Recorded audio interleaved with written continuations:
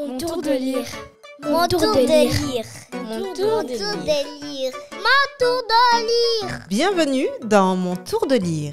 Je suis Amélie India, je suis bibliothécaire et toutes les semaines, accompagnée par un enfant curieux et le soutien technique de Decipixi, je vous présenterai un livre jeunesse. Aujourd'hui, je suis accompagnée de Kani, qui a 12 ans. Bonjour Kani. Bonjour. Et de Nabil Ajami, qui est l'auteur de La sagesse des nombres dans Kaïdara, donc là qui est un ouvrage qui s'adresse aux adultes, mais qui nous accompagne aujourd'hui pour répondre à une question de Kani sur le texte qui est L'école du caméléon par Amadou Hampâté-Bâ. L'école du caméléon. Donc on est ravis de pouvoir aujourd'hui vous partager ce texte parce qu'on a décidé de le lire toutes les deux. Allez, on y va Kani. Ouvrez votre cœur. Et si j'ai un conseil à vous donner, je vous dirai. Ouvrez votre cœur et surtout, allez à l'école du caméléon. C'est un très grand professeur. Si vous l'observez, vous verrez. Qu'est-ce que le caméléon ? D'abord, quand il prend une direction, il ne détourne jamais sa tête. Donc ayez toujours un objectif précis dans votre vie et que rien ne vous détourne de cet objectif. Et que fait-il le caméléon ? Il ne tourne pas sa tête. C'est son œil qu'il tourne. Un jour, vous verrez un caméléon. Vous verrez, c'est son œil qu'il tourne. Il regarde en haut, il regarde en bas. Cela veut dire, informez-vous. Ne croyez pas que vous êtes le seul existant de la Terre. Il y a toute l'ambiance autour de vous. Et que fait le caméléon quand il arrive dans un endroit ? Il prend la couleur du lieu. Ce n'est pas de l'hypocrisie. C'est d'abord la tolérance et le savoir-vivre. Se heurter les uns et les autres n'apporte rien. Jamais on n'a construit dans la bagarre. La bagarre détruit, donc la mutuelle compréhension est un grand devoir. Il faudrait toujours chercher à comprendre notre prochain. Si nous existons, il faut admettre que, lui aussi, il existe. Et que fait-il le caméléon ? Quand il lève le pied, il se balance, pour savoir si les deux pieds déjà posés ne s'enfoncent pas. C'est après seulement qu'il va déposer les deux autres. Il balance encore, il lève. Cela s'appelle la prudence dans la marche. Sa queue est préhensible. Il l'accroche. Il ne se déplace pas comme ça. Il l'accroche afin que, si le devant s'enfonce, il reste suspendu. Cela s'appelle assurer ses arrières. Ne soyez pas imprudent. Et que fait le caméléon quand il voit une proie ? Il ne se précipite pas dessus. Il envoie sa langue. C'est sa langue qui va la chercher, car la petite proie ne vous dit pas qu'elle ne peut pas vous faire mourir. Alors, il envoie sa langue. Si sa langue peut lui amener sa proie, il la ramène tranquillement. Sinon, il a toujours la ressource de reprendre sa langue et d'éviter le mal. Ne soyez pas imprudent. Allez doucement dans tout ce que vous faites. Si vous voulez faire une œuvre durable, soyez patient, soyez bon, soyez vivant, soyez humain. Voilà, c'était L'école du caméléon par Amadou Hampâté-Bâ. Alors Kani, qu'as-tu pensé de ce texte ? J'ai beaucoup aimé ce texte car il est très beau et il a une très bonne morale. Alors la morale, qu'est-ce que tu en tires comme morale de ce texte ? Je pense qu'il a voulu nous faire passer comme morale que quand on a un objectif précis dans notre vie, il faut toujours être patient, être prudent, être humain pour être gentil et tolérant pour toujours atteindre cet objectif. D'accord. Est-ce que tu penses que donc cette leçon que tu as tirée du texte que tu viens de lire, enfin qu'on avait quand même lu un petit peu en amont, est-ce que tu penses que ça peut s'appliquer à un cas précis dans ta vie ? Oui, je pense. Par exemple, à l'école, si je veux atteindre un objectif, il faut que je sois prudente. Il faut toujours, par exemple, réviser ses leçons en avance s'il y a un contrôle ou un truc comme ça. D'accord, c'est super. Merci beaucoup pour ta réponse. Est-ce que tu as une petite question à poser à Nabil ? Oui, ma question est la suivante. Est-ce que, à part ce texte, est-ce que M. Amadou Hampâté-Bâ a écrit d'autres œuvres pour les enfants qui peuvent s'adresser à nous les enfants ? Allô, Oui, Nabil ? bonjour. Oui, bonjour. Oui, il a écrit beaucoup d'autres textes.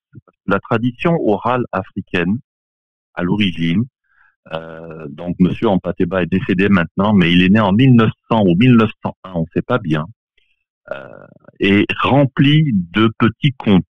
Il y en a, par exemple, que tu peux trouver à la librairie, qui s'appelle « Il n'y a pas de petite querelle » et qui explique la querelle qu'il y a entre deux lézards qui se battent dans la forêt, et leur bataille a des conséquences désastreuses pour l'environnement.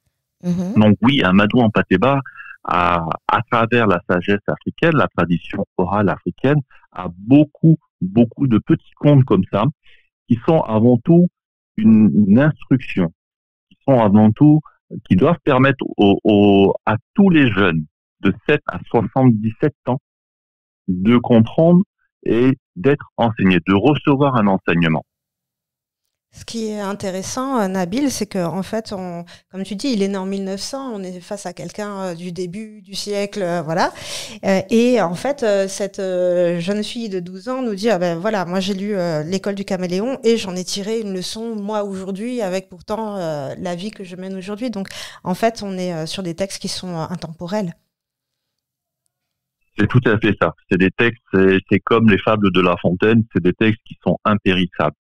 C'est des textes qui viennent de la nuit des temps. C'est pas Amadou Hampâté-Bâ qui les a créés. Lui, il les a reçus en héritage de ses pères et il les a écrits pour les nouvelles générations. Donc, c'est vraiment intemporel et c'est à chaque fois des enseignements. Mais pas seulement pour les enfants. C'est-à-dire que même dans le cas du caméléon, bien sûr, il nous apprend la patience, il nous apprend la prudence, mais il nous apprend aussi l'observation, d'observer les gens, d'observer ce qui se passe autour de nous. Parce que parfois on peut voir quelque chose chez quelqu'un, chez un ami, chez un camarade d'école, et penser que ce qu'il fait n'est pas bien, alors que ce qu'il fait est bien. C'est pour ça que, à travers ce conte de l'école du caméléon, bien sûr il y a la patience, bien sûr il y a la prudence. Bien sûr aussi, il faut éviter d'avoir des préjugés et de se précipiter. Par exemple, on dit que le caméléon change de couleur. Donc, au sens positif de la chose, c'est quelqu'un qui peut être sociable, qui s'adapte à son milieu, qui sait vivre dans un nouveau milieu. Mais au sens négatif, on peut le prendre pour quelqu'un d'hypocrite. Tout à fait. Quelqu'un qui va venir et qui va faire exprès de s'adapter et donc être hypocrite. Donc, tous ces symboles-là peuvent avoir un côté positif et un côté négatif. Que ce soit la marche du caméléon, les pattes sur le sol, la queue du caméléon, etc., etc.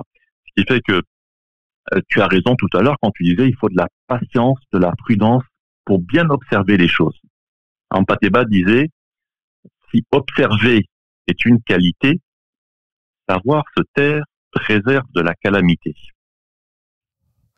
Eh bien, écoute, merci beaucoup, Nabil, pour toutes ces informations. Je pense que ça a donné envie, non seulement la réaction de Kani et le fait qu'elle ait apprécié le texte et la référence que tu nous as donnée. Il n'y a pas de petite querelle et il y en a d'autres. Et les explications, j'espère que ça a donné envie, en tous les cas à moi, de découvrir un peu plus profondément l'œuvre d'Amadou Hampâté-Bâ et puis de la partager plus largement. Merci beaucoup de ta participation, de ta présence. Peut-être pour compléter ça, Amadou Hampâté-Bâ a écrit dans les années 80-90, je me souviens plus, Lettre à la jeunesse. Oui, tout à fait. Où en 5-6 pages, il donne des conseils à la jeunesse. Je peux te dire qu'aujourd'hui, en 2024, cette lettre qu'il a fait à la jeunesse dans les fins des années 80 est d'actualité. Il y parle de la paix, il y parle de la guerre, il y parle des conflits, il y parle de l'amour, il parle de l'écologie, de la protection de la nature. Et la deuxième chose que je peux vous proposer, c'est que si un jour vous êtes un petit groupe d'une dizaine de personnes, je peux vous organiser une visite à la fondation Amadou Hampâté-Bâ. Tout à fait, on a la chance d'avoir la fondation à Cocody. Donc, les auditeurs, vous avez une invitation de la part de Nabil. À l'occasion, n'hésitez pas à le contacter, à contacter la fondation et à aller faire un tour pour en savoir un peu plus. Nabil, merci beaucoup. Kani, merci beaucoup. Merci Camille.